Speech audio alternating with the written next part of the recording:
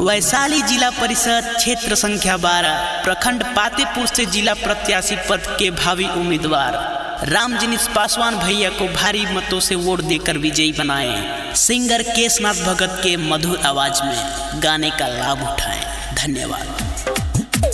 जिंदाबाद जिंदाबाद रामजिनीश भैया जिंदाबाद जिंदाबाद जिंदाबाद रामजिनीश भैया जिंदाबाद।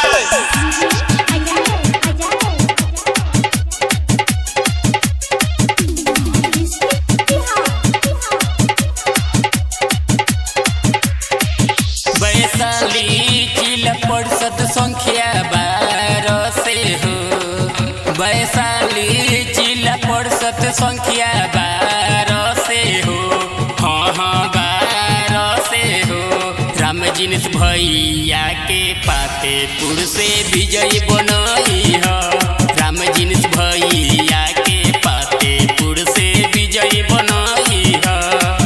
वैशाली जिला परिषद संख्या 12 से हो। वैशाली जिला परिषद संख्या 12 से हो। हाँ 12 से हो। रामजिनीश भैया के पातेपुर से विजयी बनई हो। रामजिनीश भैया के पातेपुर से विजयी बनई हो। वैशाली जिला परिषद क्षेत्र संख्या 12 प्रखंड पातेपुर से जिला प्रत्याशी पद के भावी उम्मीदवार रामजिनीश पासवान भैया को भारी मतों से वोट देकर विजयी बनाएं। सिंगर केशनाथ भगत के मधुर आवाज में गाने का लाभ उठाएं। धन्यवाद।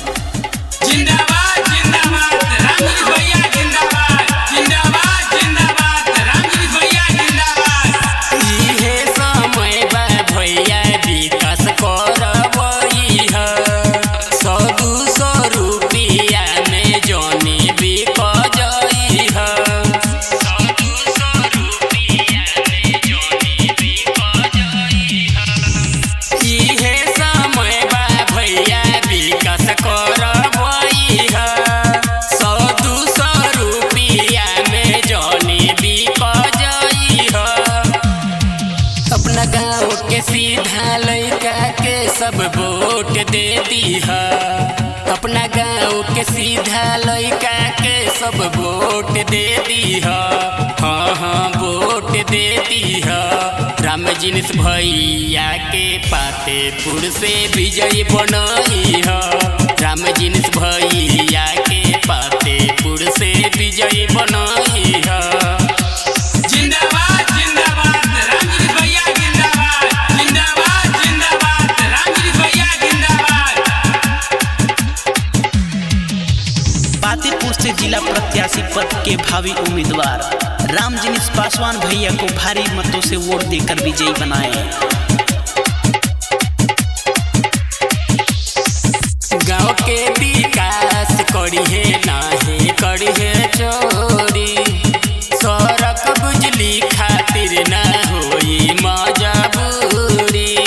सड़क बिजली खातिर ना होई मजबूरी।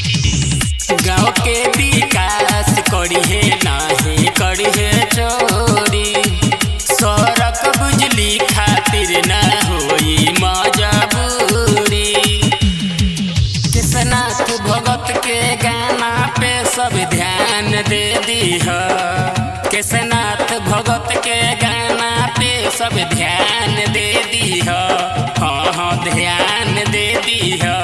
रामजिनीश भैया के पातेपुर से विजयी बनई है। रामजिनीश